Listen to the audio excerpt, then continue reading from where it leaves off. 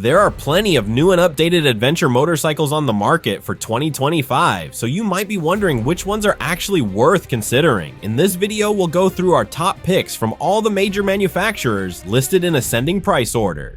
One segment of the market that seems to be absolutely booming is the more affordable mid-capacity bikes. These offer a great alternative to the increasingly expensive, heavy, and tech-laden big bikes that tend to dominate the headlines. Surprisingly, BMW might not be the first brand to enter this market. There are already some great options available, such as the Royal Enfield Himalayan 450 and the Moto 450 MT. However, when the F450 GS hits the market later this year, as has been confirmed, it's likely to sell like hotcakes. The concept was unveiled at EICMA in November 2024, and it seems set to check a lot of boxes, with its sleek, slender stance, a well-spec'd chassis, typical BMW quality, and a hint of the image of its hugely popular bigger sibling, the R1300 GS. The F450 GS is shaping up to be a standout. But perhaps the most interesting aspect of this bike is its engine. The 450 parallel twin will produce a maximum of 48 horsepower, making it eligible for the A2 license category. What really sets it apart from the competition is its firing interval, which will be 125 degrees. This is a first for any production motorcycle, as 36 degrees, 180 degrees, and 270 degrees firing intervals are far more common in parallel twins. This unique firing pattern should give the F450 GS its own distinct sound, feel, and potentially power delivery, which could help justify a slightly higher price point compared to more budget-friendly options from other manufacturers. Speaking of pricing, it's not yet confirmed, but we expect it to be around the $7,000 mark, which should keep it competitive. It's certainly a model to keep an eye on if you're a fan of the idea of a baby GS, another tempting option for sure. An option in this part of the market also comes from KTM with their upcoming 390 Adventure R, the full details of which will be announced at the end of January. It's another one we've seen in person, and it doesn't take a rocket scientist to figure out what it's all about. The engine will be the latest iteration of the LC4C single, which powers all of the other 390 models, like the RC 390 sports bike, the 390 Duke Naked, and also the regular 390 Adventure. But whereas the standard 390 Adventure is still predominantly a road bike, essentially a slightly lifted 390 Duke, the new R model promises to be far more off-road capable. It features a bigger 21-inch spoke front wheel, taller suspension, a longer bench seat for more adventure-friendly ergonomics, and a bit more of a rally-inspired look with a very steep front end. I'm sure there will be more details to uncover once the full specs are available, but for now, the more pressing question is whether anyone would seriously consider buying a KTM given the turbulent times the company is currently facing. It's a shame, really, because KTM has announced a lot of exciting new bikes for 2025, many of which seem like they'd be a blast to ride. However, I'd recommend holding off on putting down a deposit until the future of the company looks a bit more stable. I'd guess this bike will come in around the same £7,000 mark as the BMW, but assuming those price estimates are correct, this next bike might look very tempting indeed. You see, for just £7,999, at some point this year, you'll be able to pick up the new CFMOTO 800 MTX, which is heavily based on the $10,000 KTM 790 Adventure, with the two companies being close partners and sharing much of their manufacturing. The 790 Adventure is already a fantastic bike to ride, with its brilliant, peppy 95 horsepower parallel twin and the signature low-slung fuel tank that hangs down on either side, giving it a really low center of mass. This makes the bike very easy to ride, even when fully fueled with the maximum possible 20 liters, which also makes it a breeze to handle at low speeds, a feature especially valuable for off-roading. For the 790 and 890 models, my only complaint has been the looks. I've never been a fan of this line of bikes in terms of aesthetics. I'm sure I'm not alone in that sentiment, but that's where the CFMOTO offering could step in. Over the past couple of years, CFMOTO has done a great job of establishing a distinctive style, and the 800 MTX works really well for me. I think it's a much better looking bike than the 790, and yet you essentially get the same engine, the same chassis, and a lot of the same hardware and tech. This should make it just as enjoyable to ride. Additionally, you have to consider the substantial $2,000 price difference. I'd be very surprised if these don't fly off the shelves. It's worth mentioning that this model comes with a 22.5-liter tank instead of the 20-liter on the KTM, and it also features an 8-liter fuel pod, similar to the one offered as an accessory for the Desert X. This will increase the total fuel capacity to a whopping 30.5 liters, which I believe is about as much fuel as you can carry on a standard production motorcycle. For reference, it's half a liter more than a GS Adventure. Next up though, we have the 99,000 pounds.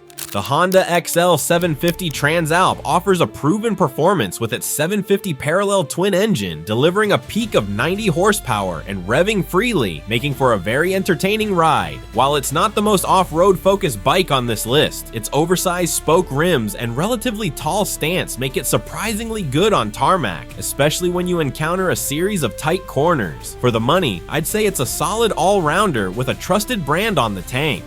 The only downside for me is that it inherited a headlight from what could be seen as a lower tier bike, the CB500X, which is priced lower and carries a bit of that A2 image. From Honda's perspective, this is a price sensitive segment, so they likely need to capitalize on manufacturing efficiencies. However, as a customer, you don't really want to feel like you're getting features from lower end bikes. It's much better when some features trickle down from the more aspirational models. Fortunately for 2025, Honda addressed this issue by giving the Transalp a new front end, aligning it with the 750 Hornet sibling. I think this is a big improvement and helps the Transalp develop its own identity. Additionally, they've made tweaks to improve the suspension, offering a bit less damping for increased comfort. There are also a couple of new paint jobs, one of which I saw in person at Motorcycle Live, gray with orange accents and gold rims, which I really liked. I also think the new black and red options look great in photos. Over the past few years, one of the standout middleweights has been the Yamaha Ténéré 700, which offers some of the best off-road manners you can buy, coupled with a simple and affordable build and minimal technological intervention. It's been a great seller, and you see plenty of them on the roads. With the 2025 update, Yamaha has had to strike a balance, being careful not to ruin the appeal of the original, while also adding a few tech features to keep it competitive. The new Ténéré 700 now features a ride-by-wire throttle, replacing the previous generation's cable throttle. This change enables riding modes and switchable traction control. The engine remains the same proven CP2 parallel twin, still making just over 70 horsepower. Suspension has been upgraded to a fully adjustable setup with improvements made to the fork. The styling has also received tweaks, with attention to details such as the silencer bracket, luggage mounts, and side stand switch, each of which has been reworked to address issues from the previous generation. They've even slimmed down the clutch cover, which used to stick out and interfere with your right boot. It's good to see them addressing these smaller but important niggles. Additionally, there's now a new Ténéré 700 Low in the lineup. Although it's still fairly tall at 860mm, which is just 15mm shorter than the standard version, it should be more accessible for shorter riders. For those who want something more hardcore, there's the Rally version. It's always been equipped with additional protection and hardware, along with a distinctive paint job, but for 2025, it also benefits from upgraded suspension, which it shares with other Ténéré models, like the World Raid. This should enhance off-road capability and provide more travel. However, there is a compromise. The seat height on the Rally is quite tall at 910mm. While this could be the ideal choice for serious off-road riders, it's realistically better suited to taller riders or those who are comfortable with a tall bike. The standard model starts at $10,400 for this year. The low version doesn't have a listed price yet, but it's expected to be similar. The Rally version comes in at $11,400, which seems like decent value when you consider all the extra features.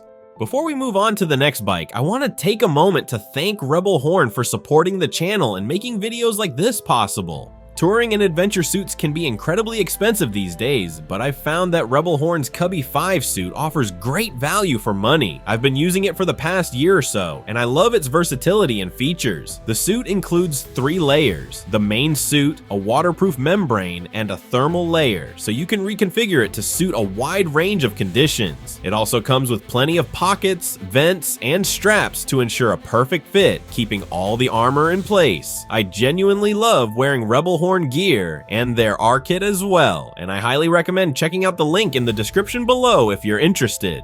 Is this an adventure bike or is it a scooter? Well, I'm not exactly sure, but there's something I really like about Honda's X-ADV, and you might enjoy it too. We reviewed the previous generation, including testing a little off-road, and while it doesn't have a truly workable standing position, it still carries a bit of that Baby Africa twin vibe. At the same time, it's very practical with its scooter-style weather protection. The 2025 update retains all the same fundamentals, but adds some welcome improvements. The biggest change is cruise control, which I'd say is a significant boost. There's also a new 5-inch full-color TFT display with some connectivity features and refinements to the DCT automatic transmission, which has been tweaked for smoother performance at lower speeds. The looks have been slightly updated as well. For instance, the front indicators have been integrated into the daytime running light, giving it a cleaner look. Honda has started using sustainable materials in the bodywork too. There's also a more vibrant yellow special edition, which I was told was initially launched for Europe only, but now I see it on the UK website, so I guess we're getting it too. Unfortunately, as far as I know, this version isn't available in the US, which is a shame because it's been a massive hit in Europe, a top seller for Honda. Then again, there's a bit more of a scooter culture in Europe, so perhaps that's where the demand comes from. The main challenge with getting someone to try the X-ADV, however, is the price. It's a bit of an oddball, and yet it starts at $11,249, which of course could get you a lot of bike elsewhere. Take the awesome Aprilia Touareg 660 for example, which you could easily get along with some change. The Touareg is already a brilliant adventure bike with much of the off-road ability of the Ténéré, plus a bit more tech and that typical Italian design style, which I think makes it visually a touch more appealing than the Yamaha. On top of that, for 2025, Aprilia has decided to add something a little more aggressive to the lineup in the form of a new rally version. Is it the perfect ride for you, or would you opt for something else? Let us know in the comments below. Don't forget to like, subscribe, and hit the bell icon for more reviews and updates. Thanks for watching, and we'll see you in the next one.